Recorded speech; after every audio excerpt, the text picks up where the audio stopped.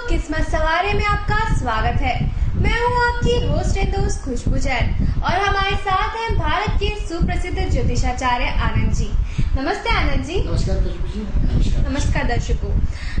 जैसा कि हम हर बार अपने कार्यक्रम की शुरुआत में आपको बताते हैं कि ये कार्यक्रम सिर्फ आप ही के लिए बनाया गया है, आपकी समस्याओं का समाधान करने के लिए, चाहे वो व्यापार से संबंधित हो या नौकरी से संबंधित, या नौकरी में आपकी उन्नति नहीं हो रही है या प्रमोशन नहीं हो रहा है और आप चाहते हैं कि आपका प्रमोशन जल्द से जल्द हो, या परिवार में कोई पारिवारिक कलह हो रहा हो, या बच्चे आपकी बात नहीं मानते हैं या शैतानी ज्यादा करते हैं, तो हमारे स्क्रीन पे जो नंबर फ्लैश हो रहा है उस पर संपर्क करें। उस पर संपर्क करने से आपकी समस्या का समाधान अवश्य होगा। तो आनंद जी, जैसे कि आज दर्शकों हम आपको बताना चाहेंगे कि आज शनि जयंती है। तो शनि जयंती है और शनि भगवान को लेकर बहुत हवा बना हुआ है कि शनि भगवान ये कर देते हैं, उनके कारण हम बनते हुए काम उनका क्रोध इतना होता है कि जैसे हम कह सकते हैं ढैया और साढ़े साथी जो होती है वो शनि भगवान के कारण होती है। तो उनके कारण इतना डर बैठा हुआ है दर्शकों के मन में। तो आप हमें बताएं कि शनि भगवान है क्या, शनि है क्या? देखिए, ऐसा है कि हमारी चर्चा जैसे मंगल के विषय पे वृश्चिक राशि पे चल रही, वो हमारी चर्चा जारी रहेगी। लेकिन चूंकि आज शनि जयंती का खुशबू जी ने पूछा है, तो हमें सबसे पहले मूल तत्वों के बारे में जानना होगा। आज हम सबसे पहले आज आपको अपने एपिसोड में शनि के बारे में पूरी जानकारी देते हैं।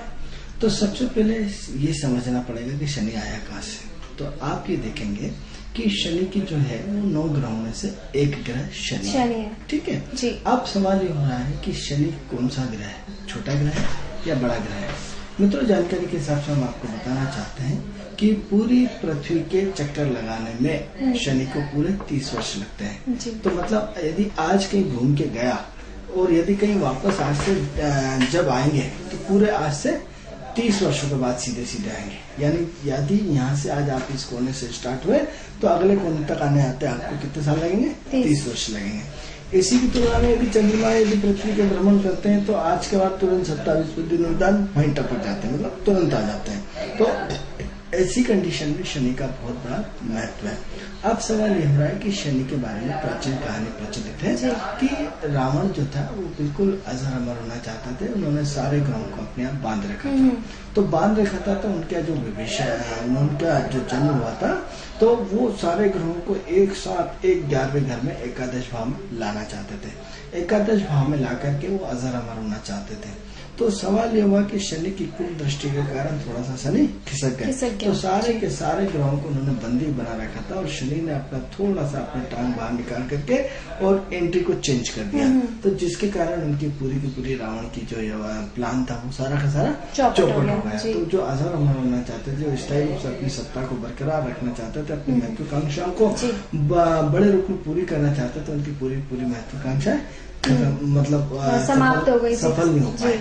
तो ऐसे शनि भगवान की उत्पत्ति वहां से सबसे पहले माना जाता है। अब सवाल ये है कि जो शनि भगवान है वो सूर्य के पुत्र है। सूर्य और शनि में 36 का आंकड़ा है, पिता पुत्र में 36 का आंकड़ा है। अब ये जहाँ सूर्य होता है वो पिता कभी भी दुष्ट नहीं हो सकता, लेकिन पुत्र दुष्ट होता है। तो क्या होता है कि पिता उसको पालता पोषता बड़ा करता है, उसके बाद भी एक बच्चा अपने पिता को निरंतर आरोप प्रत्यारोप लगाता रहता है। तो उसी तरह शनि और सूर्य का कॉम्बिनेशन अच्छा नहीं माना जाता है। अब एस्ट्रोलॉजिकल हम इसको और गहराई से बात करेंगे कि शनि जो है 1 से लेकर 12 राशियां जो होती हैं, उस 1 से लेकर 12 राशियों में एक दशम घर का मालिक होता है, 11वें घर का मालिक होता है। तो ये 2 स्ट्रेंथ लेकर के शनि पैदा हुए हैं, जिसकी एक की मकर राशि और एक की कुंभ राशि है। अब मित्र, सबसे पहले शनि का मूल तत्व समझने की कोशिश करें। शनि होता क्या है? शनि यानी संघर्ष, शनि यानी मेहनत, शनि यानी परिश्रम, शनि यानी कोई शॉर्टकट नहीं, शनि यानी जीवन में वो परिश्रम जिसको आदमी थकते हुए आनंदमय हो जाए। अब सवाल हो रहा है कि हर व्यक्ति जीवन में क्या चाहता है? शॉर्टकट चाहता है। कोई भी व्यक्ति मेहनत नहीं करना चाहता, कोई भी व्यक्ति परिश्रम नहीं करना चाहता, हर व्यक्ति एसी में बैठना चाहता है।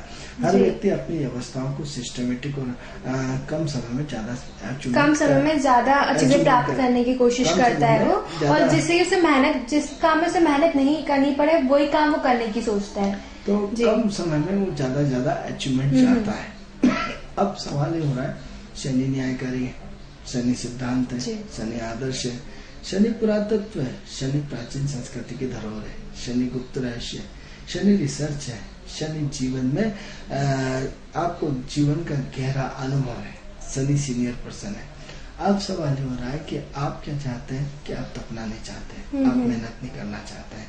इसमें एक और महत्वपूर्ण चीज है कि शनि न्यायकारी है। क्या है? न्यायकारी। अब सवाल ये हो रहा है कि जब व्यक्ति की शनि की जीवन में शनि की जो उम्र मानते हैं, जो उम्र मानते हैं शनि की, वो आफ्टर हम 39 मानते हैं। शनि का प्रभाव जो है 39 तक रहता है। आफ्टर 39 के बाद स्ट्रेंथ चेंज हो जाती है। अब सवाल ये हो रहा है कि सबसे पहले क्या हुआ कि आपने जीवन को समझने की कोशिश नहीं करी। आपने भाई को भाई नहीं समझा, माँ को माँ नहीं समझा, पत्नी को पत्नी नहीं समझा, पड़ोसी को पड़ोसी नहीं समझा। आपने हर व्यक्ति से बेईमानी करी, हर व्यक्ति से सब कुछ करा। तो क्या हुआ कि जब समय अच्छा रहता है तो आप अच्छे समय में जो भी गलत से गलत काम करेंगे सब सफल हो जाते हैं। और जब आपका क्या होता है, एक तो शनि की जो ढैया चलती है, एक हिसाब आपका उसमें होता है कि आपने कितना लिया कितना दिया।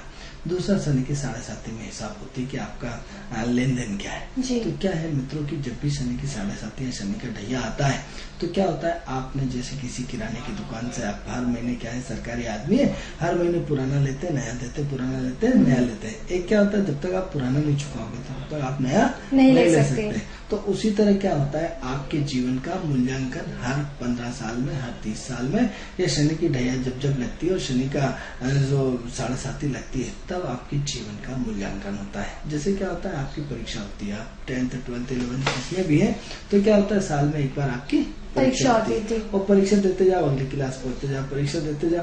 तो क्या है, शनि का जब भी ढैया आता है तो उसमें छोटी परीक्षा होती है। शनि की 7.5 में फुल फ्लैश हिसाब होता है कि भैया अब हम आपको उधार नहीं दे सकते, आप पुराना हिसाब करो। फिर वो आपको, तो अब क्या होता है, बचपन से लेकर आज तक जैसे ही आप 30 वर्ष में एक बार शनि की 7.5 आती है, तो 30 वर्ष में एक बार जब शनि की 7.5 आती है तो शनि की 7.5 लोग 7.5 साल बताते हैं।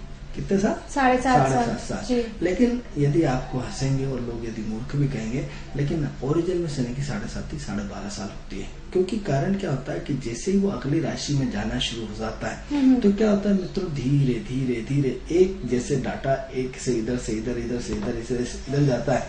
तो मान लो आज शनि तुला में, तो तुला में वृश्चिक जाने से पहले जैसे अब वृश्चिक में 2 नवंबर 2014 को जाने वाला है, तो 1 डिग्री आई, फिर दूसरी आई, फिर तीसरी आई, फिर चौथी आई, ऐसे जब तक उसकी पूरी डिग्री एक साथ तो अगली राशि में क्रॉस नहीं कर जाती।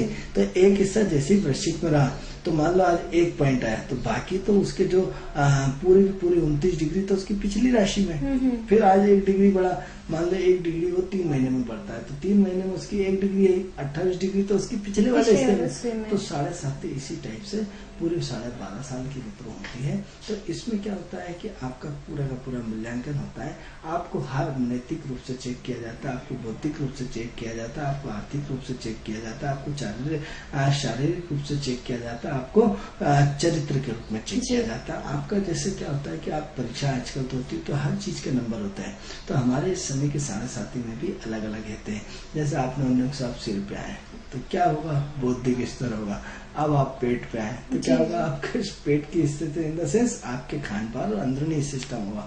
अब आपके पैर पे आए, पैर मतलब वर्कलोड की कैपेसिटी, आपकी काम करने की क्षमता है, आपकी भागने की क्षमता है। तो क्या करा, प्रथम में आपके बुद्धि का आंकलन किया, सेकंड में आपके पूरे अंदरूनी आंकलन किया, क्योंकि आत्मा से परमात्मा, अंतर आत्मा जो अंतर हृदय के अंदर जब वो आता है तो उसकी नेगेटिविटी पॉजिटिविटी का आपस में युद्ध होता है और जिसकी ताकत ज्यादा होती है वो जीत जाता है। इसी तरह तीसरा चरण का होता है, पैरों में होता है। तो फर्स्ट सेकंड थर्ड, अब सवाल ये हो रहा है कि शनि की 7.5 में आपको ये देखना पड़ेगा कि आपकी बौद्धिक लेवल क्या है, आपकी आत्मिक लेवल क्या है, आपकी शारीरिक लेवल क्या है, क्षमताओं का सब आकलन होता है मित्रों, ये याद रखिए।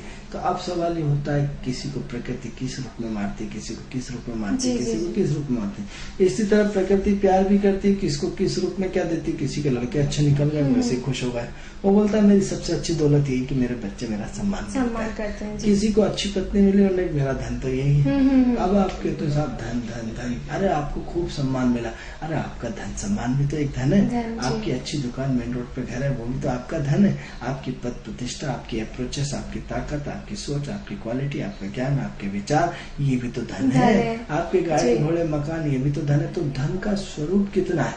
तो क्या होता है कि अच्छा धन और बुरा धन। अब क्या होता है, संतान खराब निकल गई, व्यक्ति आपका कहना नहीं मान रहा, पत्नी आपकी कहना नहीं मान रही, तो क्या वो नेगेटिव धन हो गया। और ये यदि आपके कर्म अच्छे हैं तो क्या हुआ, पॉजिटिव धन हो गया। अब इससे और ज्यादा अच्छा है तो आपका यदि दान पुण्य अच्छा था, शारीरिक धन। यदि क्या होता है, कई लोगों को आपने सुना होगा कि साहब मेरे घर में तो भगवान की ऐसी कृपा है कि मेरे घर में 1 रुपए की भी बोली नहीं लगती। और दूसरा पक्ष ऐसा भी होता है कि हे भगवान इस बीमारी से बचा ले, पैसे दे दे के परेशान हो गए। यानी कि दोनों नेगेटिव और पॉजिटिव हमें आए दिन समाज में देखने को मिलता है।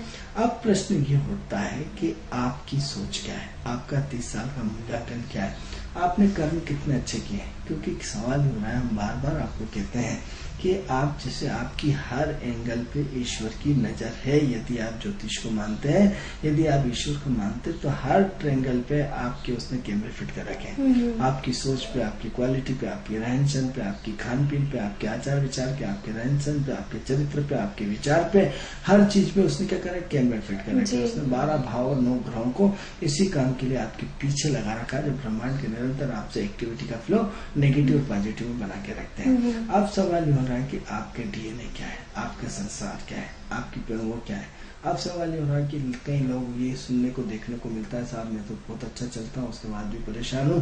और एक कहता है साहब मैं तो ये आदमी बिल्कुल फ्रॉड है, 20 दिन भर बेईमानी करता है, दिन भर चरित्रहीन है, दिन भर गलत काम करता है, उसके बाद भी ऊपर बढ़ता हुआ चला जा रहा है। मित्रों बार बार हम आपसे एक बात हमेशा कहते आए हैं कि प्रारब्ध का बहुत बड़ा खेल है। प्रारब्ध के सारा खेल है। प्रारब्ध के संचित कर्मों का आधार ही है कि हम आज आपके सामने बैठे हैं। यदि प्रारब्ध का संचित पुण्य नहीं होता तो मित्रों हम आपको ज्योतिष की जानकारी नहीं दे पाते। प्रारब्ध का संचित कर्म जिसने हमें ज्योतिष बनाया।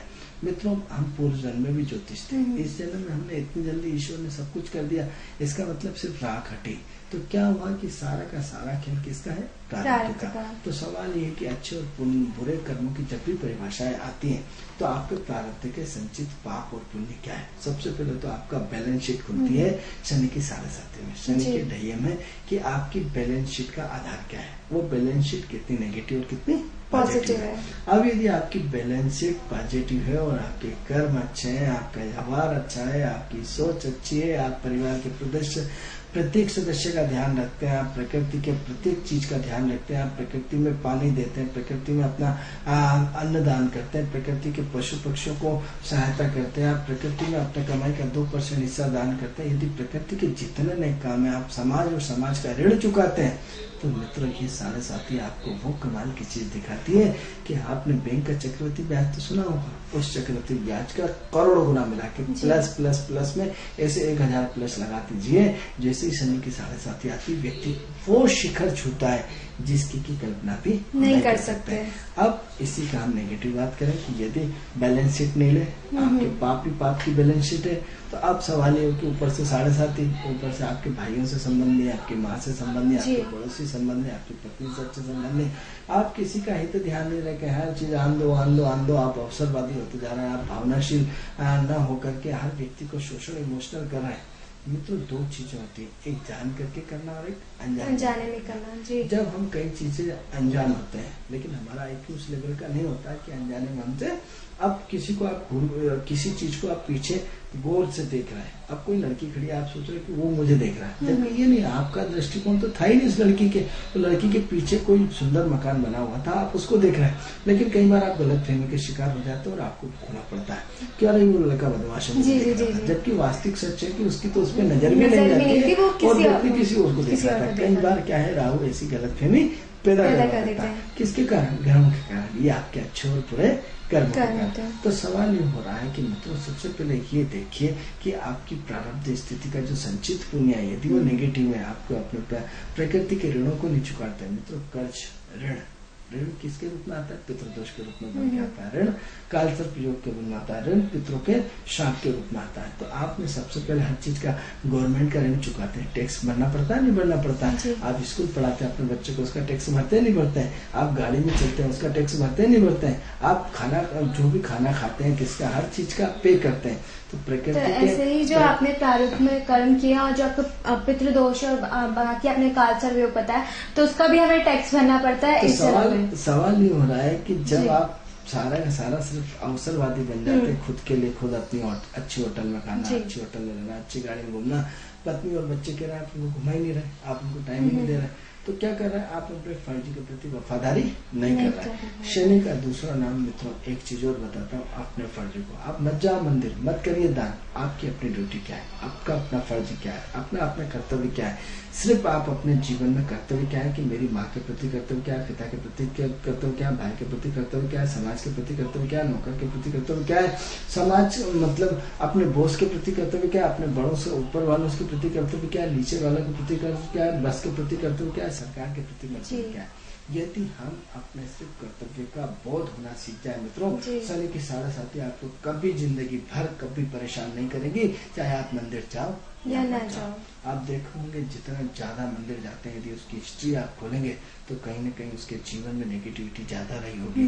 क्योंकि एक अच्छी पुण्य आत्मा को मंदिर जाने की आवश्यकता क्या है? क्योंकि एक मंदिर में जिसका भगवान से डायरेक्ट बात होती है, हमें भगवान मेरी रक्षा करना, उसमें तो आपने यही से बैठे बात होगी, क्या जरूरत है आपको मंदिर जाने की? लेकिन कई बार ऐसा देखा गया है कि आपकी वो रिलेशनशिप हो जाती है, जैसे आपके गौतम बुद्ध देख लीजिए, आपके शिरडी साईं बाबा देख लीजिए, उन्होंने कौन से मंदिर गए? ये तो डायरेक्ट क्वेश्चन है, गुरु नानक कौन से मंदिर गए? तो आनंद जी, इनके जो कर्म थे वो तो अच्छे कर्म थे, इस कारण से वही हम आपको बताना चाहते हैं कि यदि आपके जीवन पे पाप है, यदि आपके जीवन में यदि अच्छे कर्म नहीं है, तो शनि के 7.5 चक्रवर्ती से मतलब चक्रवर्ती से निपटा डालती है, यानी देता है तो छप्पर फाड़ के।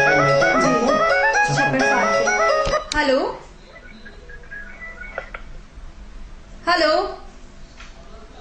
तो मिलता भी आपको छप्पर फाड़ के और देता भी आपको छप्पर फाड़ के। यानी उसके घर में धीरे अंधेर नहीं है तो पक्का है, लेकिन जब भी देता है छप्पर फाड़ के देता है, लेता भी है तो छप्पर फाड़ के लेता है। आप ये देखिए कि किंगफिशर बर्बाद होगा, छप्पर फाड़ के खत्म होगा, दिया भी छप्पर फाड़ के, लिया भी छप्पर फाड़ के। आशाराम जी को देख लीजिए, यानी इतने बड़े वर्चस्व का प्रभाव एकदम नेगेटिव में चला गया, किसके कारण? ग्रहों के कारण।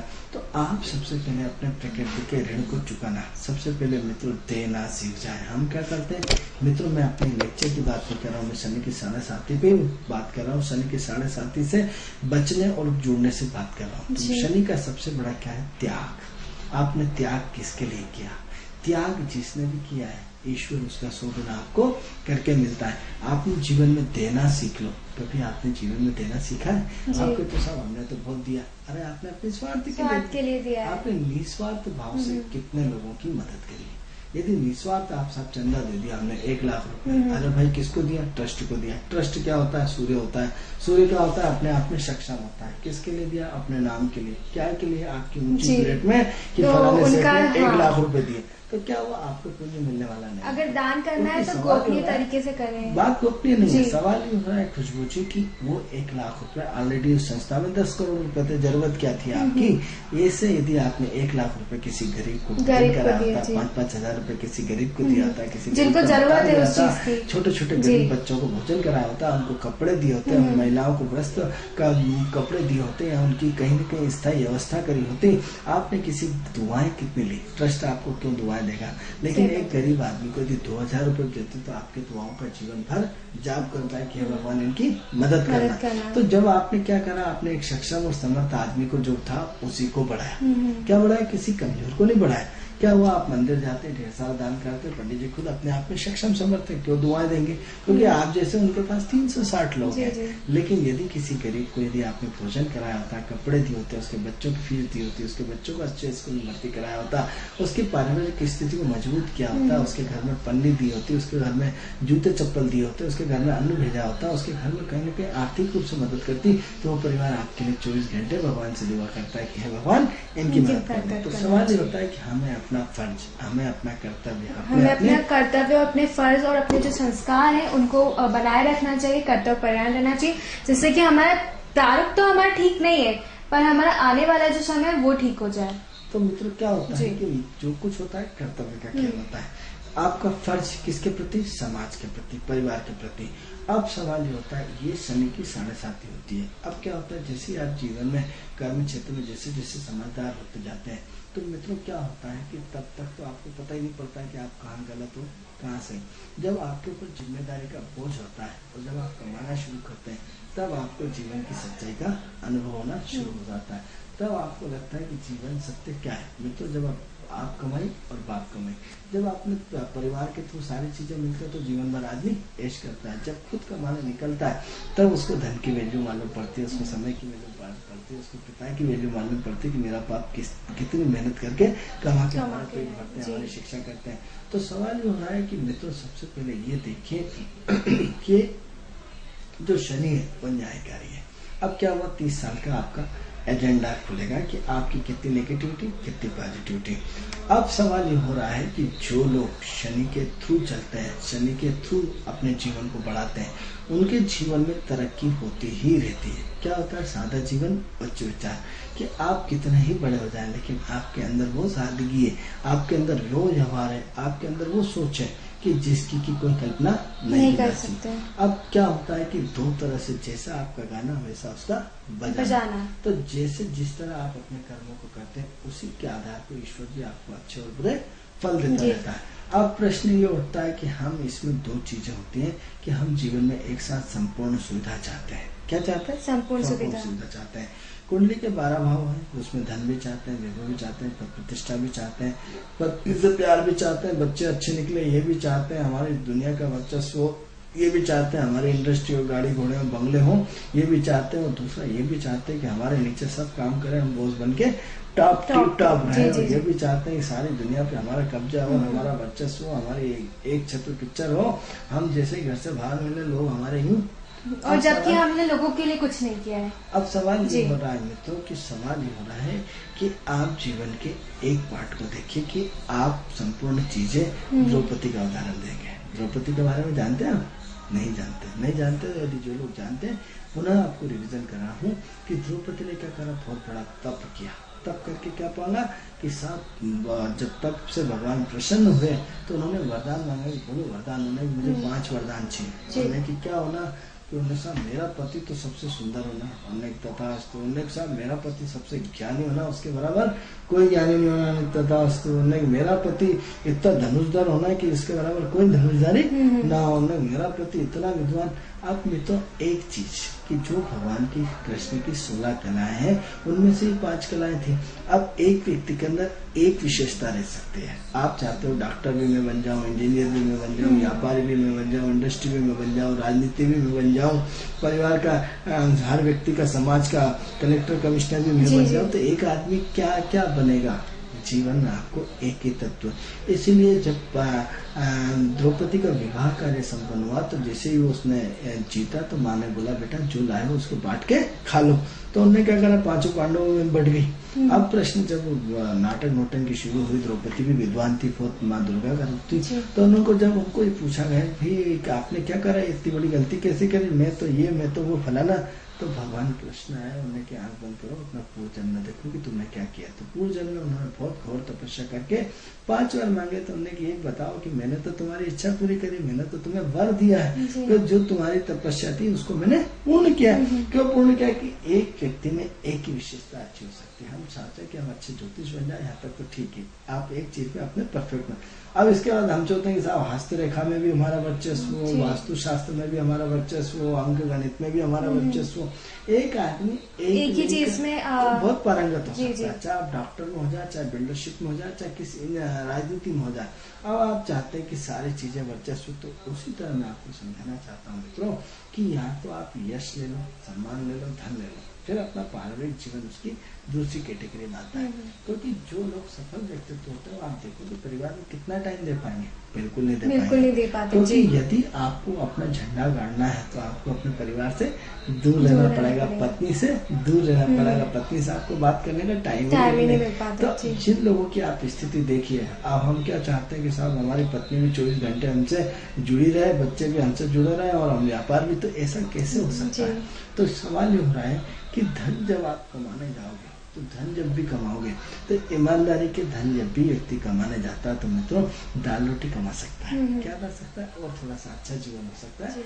लेकिन उसके बाद में एक दौर तक क्या होता है, अपने जीवन को चला करके और अपने ईश्वर भरोसे उसको कमी किसी चीज की नहीं लगती। लेकिन यदि आप गलत मार्ग में चाहते हैं तो आपके पास गाड़ी घोड़े बंगले नंबर 1 की कमाई में तो संभव नहीं हो सकता। हमारी 42 साल की उम्र हो गई, 42 साल में हमने रात और दिन संघर्ष करके ये महत्वपूर्ण चीज अर्जित करी कि मित्रों ईमानदारी से तो व्यक्ति सिर्फ ईमानदारी की तरह जीवन जी सकता है।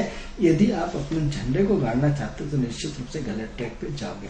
तो अब क्या होता है कि यहाँ तो फिर गहरी चीज शनि के बारे में बताना चाहता हूँ आपको कि क्या होता है कि जो लोग ईमानदार होते हैं तो परेशानी तो अच्छे व्यक्ति को भी आती है, परेशाानी बुरे व्यक्ति को भी आती है।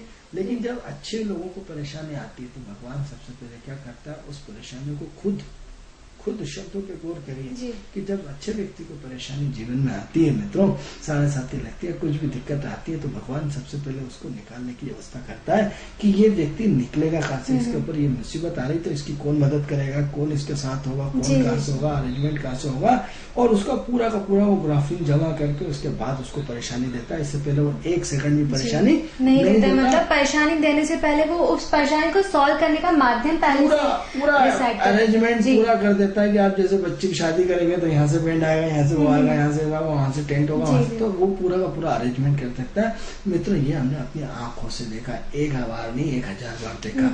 अब इसी के बाद यदि बुरा व्यक्ति होता है, गलत आचरण होता है, उसके एकदम अचानक उसके जीवन में सारे शेयर डूब गए, शेयर में मंदी आ गई, व्यापार नहीं चल रहा है, मंदी का दौर आ गया, जो माल बनाया वो जाम हो गया, चारों तरफ से परेशानियों से घिर गया और घिर करके रुपए के लिए परेशान हो गया, क्योंकि अब उसको ईश्वर निकलने की व्यवस्था नहीं करेगा। अब ऐसी स्थिति में ज्योतिष के पास जाएगा। डॉक्टर तो स्वाभाविक बात है, जब अच्छे बीमार व्यक्ति तो ज्योतिष के पास जाएगा, मतलब बीमार व्यक्ति तो डॉक्टर के पास जाएगा, स्वस्थ व्यक्ति तो जाएगा। तो उसी तरह जब आएगा तो ज्योतिष भी आपसे वो 10-20 हजार साहब ये स्टोन पहन लो, ये राहु का पहन लो, ये शनि का पहन लो, ये केतु का पहन लो, हीरा पहन लो। धीरे धीरे तो बहुत प्रसन्न होता है कि हाँ अब तो हीरा पहन लिया, अब नीलम पहन लिया, अब मेरा पुखराज कर लिया, अब तो मेरी सारी समस्या खत्म हो जाए। अब जब महीने 2 महीने बाद फिर समस्या बढ़ गई, फिर घबराया तो उन्होंने कि काम करो, अनुष्ठान राहु का करवा लो, ये करा लो, वो करा लो। उसके बाद भी उसको जब शांति नहीं मिली मित्रों, बुरे वक्त में कोई उपाय नहीं करता, कर्मों के फल भोगने ही पड़ते हैं, चाहे आप दुनिया भर के सब कुछ करा लीजिए। और उन्हें साथ थोड़े दिन क्या हुआ, फिर आपने यंत्र दे दिए, मंत्र दे दिए, सब कुछ कर लिए। थोड़े दिन बाद जब इससे भी समस्या हल नहीं हुई तो धीरे धीरे उसको कहानी समझ में आने लगती है, सब बेवकूफ बना रहा है। बेवकूफ नहीं बना रहा है, आपने गलत काम किया है, आपके गलत काम की सजा ज्योतिष को भुगतेगा। भाई आपके अच्छे कर्म होते हैं तो आपको ज्योतिष की जरूरत ही नहीं पड़ती है। अब आपने बुरा किया तो इसका मतलब ये थोड़ी डॉक्टर थोड़ी कि सुई लगाया और गोली खाई पैरासिटामोल और सिर दर्द बंद, तो आपको अपने कर्मों की सजा तो भोगना ही पड़ेगी। तो अब ऐसी कंडीशन क्या, एक ज्योतिष, दूसरा ज्योतिष, तीसरा ज्योतिष, चौथा ज्योतिष, ऐसे 10-20-50-100 ज्योतिषों को मैं मित्रों कई बार देखता हूँ। हर बड़े आदमी से मिलता हूँ, हर व्यक्ति से मिलने के बाद सब मैंने तो पूरी ज्योतिषों को दिखा डाला। सर ऐसा कोई सा ज्योतिष नहीं है जिसके में अब क्या हुआ, किसी ज्योतिष ने आपको कुछ परिवर्तन नहीं कर पाया। क्यों नहीं कर पाया? क्योंकि आपके प्रारब्ध के संचित पुण्य थे ही नहीं। क्योंकि आपने क्या है कि आप खुद खा रहा है, नौकर आपके सामने खड़ा है, ड्राइवर आपके सामने खा रहा है। यदि आपने 10-20 रुपए का उनको दे दिया होता अपने साथ अपना परिवार का हिस्सा समझ करके, क्या आपका बेटा होता उसको भी ऐसे छोड़ देते हैं। तो क्या हुआ, आपने क्या करा, आप अकेले खा गए, उसको ड्राइवर को बाहर खड़ा दे।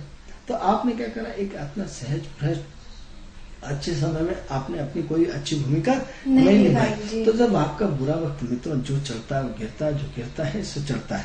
चढ़ना भी आपका तय है, गिरना भी गिरना भी आपका आपका तय तय है, है। लेकिन हर दशा अगली दशा को सपोर्ट करती है। जैसे क्या होता है कि एक टीआई होता है, एक टीआई क्या करता है, जब ट्रांसफर होता है तो अगले टीआई को सब उसकी डिटेल देके जाता है कि ये यहाँ के ये लोग अच्छे हैं, ये लोग बुरे हैं, यहाँ ऐसा ऐसा है, यहाँ ऐसा है। उसकी पूरी हिस्ट्री उसको समझने के बाद उसके बाद वो हैंड ओवर कर जाता है। एक रजिस्टर होता है उसमें टीआई में, जहाँ तक मोटे मोटे तौर पे मैंने सुना है, वो हर व्यक्ति के शुभ अच्छे अच्छे लोग कौन है, खराब खराब लोग कौन है, भ्रष्टाचार कौन है, बेईमान कौन है, दलाल कौन है, और पूरी उन लोगों की एक फाइल बन के उसमें होती है पुलिस थाने में, जिससे कोई भी अगला टीआई आएगा तो उसके बारे में उसकी पूरी जानकारी होती है कि इसमें ऐसा ऐसा ऐसा ऐसा क्या है। तो आपका डाटा तो समाज में उसके अगले टीआई को तो आप सोचते हैं कि उसको कुछ भी नहीं मालूम है, तो नया है। अरे आपका हिस्ट्री आपकी पहले लिखी चुकी है कि दलाल है, कमीशन है, बेईमान है, ईमानदार है, तो उस आधार पे आपकी ज्योतिष की पूरी गणना नए सिरे से चालू हो जाती है। मित्रों, आनंद जी हम ये जानना चाहेंगे, चर्चा बिल्कुल अपना उसमें बता रहा हूँ आपको अंतिम दौर में। तो ऐसे में क्या उपचार करेंगे वो तो ऐसे में क्या होता है खुशबू जी कि जीवन में कर्मों का फल भोगना ही पड़ेगा। अब शनि का विषय बहुत व्यापक है मित्रों, हम इस पे कल भी चर्चा जारी रखेंगे आपके लिए, क्योंकि ये चीज यदि एक बार समझ में आ जाए मित्रों, यदि एक शब्द आपको हमारा चुभ गया, आपकी जीवन शैली बदल जाएगी, आपके जीवन का व्यक्तित्व बदल जाएगा, आपकी सोच बदल जाएगी, आपका काम करने का तरीका बदल जाएगा। क्योंकि ये तो फिक्स है कि जैसा किया है वैसा ही भरना पड़ेगा। यदि आम बोया है तो आम ही निकलेगा, अमरूद नहीं निकलेगा। यदि कांटा बोया है तो कांटा ही निकलेगा। तो ये शनि जो है, मुख्य जो है शनि न्यायदाता है। इससे लोगों ने हवा बना रखा है, बहुत सारी बना रखा है। क्योंकि खुशबू जी जो उपचार का विषय वो बड़ा है, हम अपने इस विषय को जारी रखेंगे, समय का अभाव है। आज के एपिसोड में हम आपको इतनी ही जानकारी दे रहे हैं, कल इस चर्चा को पुनः आगे बढ़ाएंगे और फिर उसमें चर्चा करेंगे। तो दर्शकों, शनि के संबंध में अगर आप कोई भी जानकारी आनंद जी से जानना चाहते हैं तो हमारी स्क्रीन पे जो नंबर फ्लैश हो रहा है उस पर संपर्क करें। उस पर संपर्क करने से आपकी समस्या का समाधान अवश्य होगा। आनंद जी, हम अपनी जो चर्चा है उसको कल जारी रखेंगे। तो